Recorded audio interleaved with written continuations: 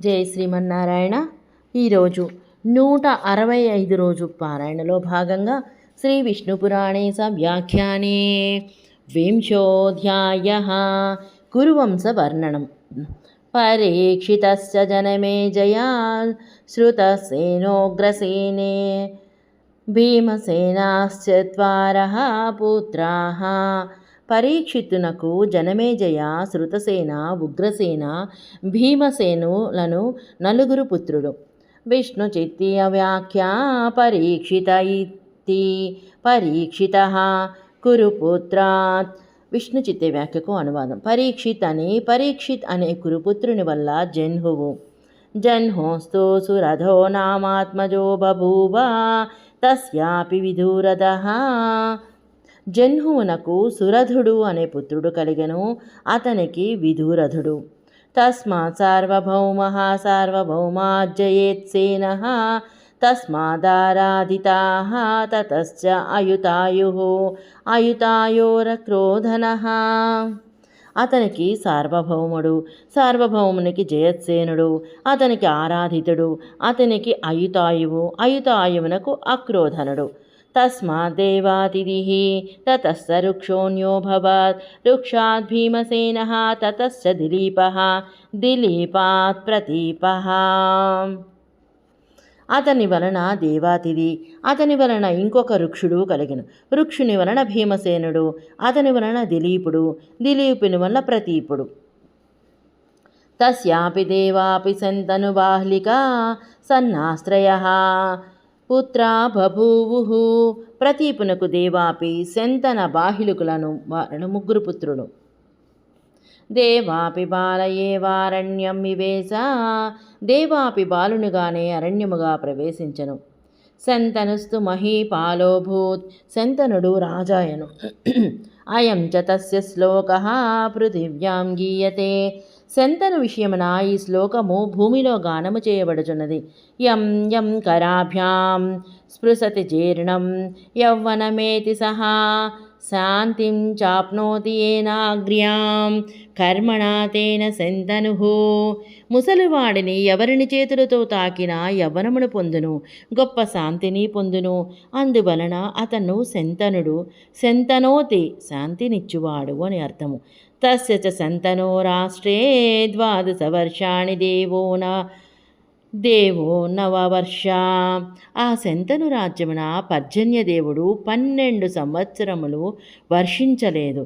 తతశ్చాశేషరాష్ట్ర వినాశమవేక్ష్య అసౌ రాజా బ్రాహ్మణాన్ అపృచ్ఛత్ కస్మాదస్మాకం రాష్ట్రే దేవో న వర్షతి కో మమాపరాధ ఇతి. అంతటా అశేష రాష్ట్ర వినాశనమును చూచి శంతను మహారాజు బ్రాహ్మణులను అడిగెను, ఎందువలన మన రాజ్యమున దేవుడు వర్షించుటలేదు, నా అపరాధమేమిటి అని. తతశ్చత మూచుర్బ్రాహ్మణాః.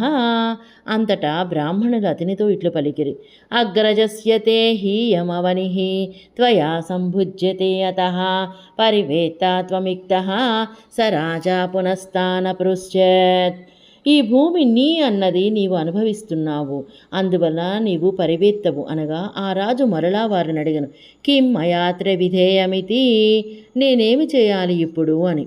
తతస్తే పునరప్యూచుః.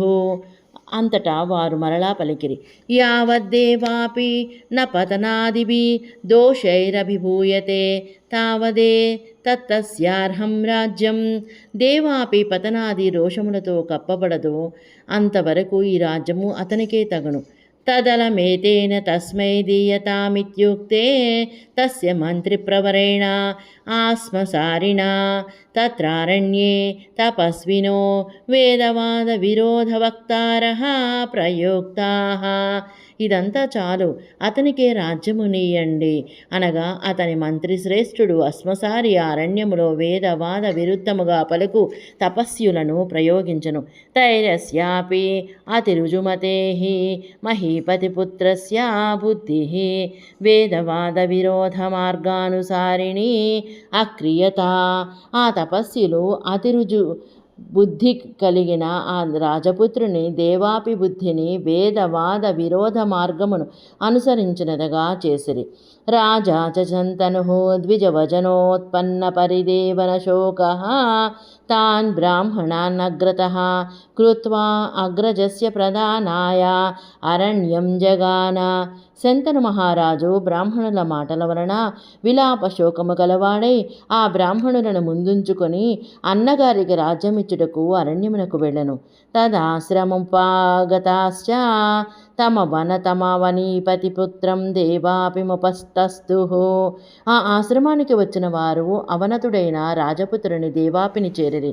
తే బ్రాహ్మణా వేదవాదానుబంధీని వచాంసి రాజ్యమగ్రజేన కర్తవ్యం ఇత్యర్థవంతి తమూచుః. ఆ బ్రాహ్మణులు వేదవాదమును అనుసరించిన మాటలను రాజ్యమును అన్నగారు పాలించాలి అని అర్థవంతములకు మాటలను పలికిరి. అసావపి దేవాపి వేదవాద విరోధ యుక్తి దూషితమనేక ప్రకారం తానాహ.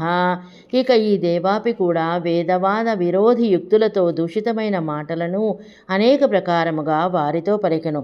విష్ణు చిత్తీయ వ్యాఖ్య అసావితి వేదవాద విరోధయుక్తిభిః తేషాం వచో యదా దూషితం భవతి తదానేక ప్రకారం తానాహ దేవాపేస్తత్కాలమేవ పారిజప్యాత్యంత యోగసిద్ధ్యా ఆగామి కృతయుగే క్షత్రవంశకృత్వే న వక్ష్యమాణత్వాత్ యుద్ధే వాపి యద్ధేవాపి శంతనవే పురోహితమితి మంత్ర ప్రస్తుతం తత్కల్పాంతర విషయం నేతవ్యం. విష్ణు చిత్తే వ్యాఖ్యకు అనువాదం. అసావపి అని వేదవాద విరోధ యుక్తులతో వారి మాటలు దూషించబడినట్లు అనేక ప్రకారముగా వారితో పలికెను. ఆ సమయముననే దేవాపికి పాతిప్త్యం సంభవించెను. యోగసిద్ధితో రాబోవు కృతయుగమున క్షత్రవంశ కృత్తుగా చెప్పబోవుచున్నాడు గాన ఇక దేవాపి శంతనునకు పురోహితమను మంత్ర ప్రస్తుతమైనది కల్పాంతర విషయముగా తెలియవలేను. తతస్తే బ్రాహ్మణ శంతనమూచుః. ఆ బ్రాహ్మణులు శంతనుతో పలికిరి. ఆగచ్చ హే రాజన్ అలమత్రాతి నిర్బంధేన ప్రశాంత ఏవాసావన వృష్టిదోషః పతితో యమనాదికాలం అభిహిత వేదవచన దూషణోచ్చరణాత్. రాజా రమ్ము, ఇక ఇక్కడ అతి నిర్బంధము చాలును, అనావృష్టి దోషము శాంతించినది. అనాది కాలము నుండి చెప్పబడుచున్న వేదవచన దూషణోచ్చారణ వలన ఇతను పతితుడైనాడు. పతితే చాగ్రజేనైవ తే పరివేతృత్వం భవతీత్యుక్త శంతనుః స్వపురమాగమ్య రాజ్యమకరోత్. అగ్రజుడు పతితుడైన తర్వాత నీకు పరివేతృత్వం ఉండదు అని పలుకగా శంతనుడు స్వపురమునకు వచ్చి రాజ్యమును పరిపాలించెను.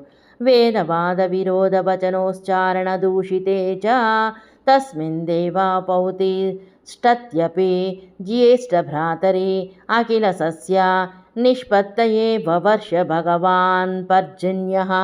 వేదవాద విరోధ వచన దూషణములను దేవాపి ఉచ్చరించగా పెద్ద అన్న ఉన్నను అఖిల సస్య నిష్పత్తికి పర్జన్య భగవానుడు వర్షించెను.